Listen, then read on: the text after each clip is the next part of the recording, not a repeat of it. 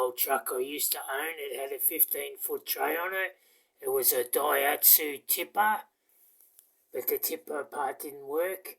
I got my arborist license and went around chopping trees down for a job.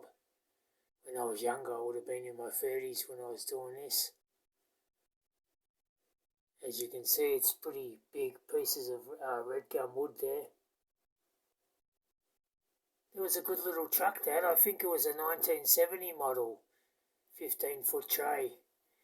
They were the days when you worked hard for your money.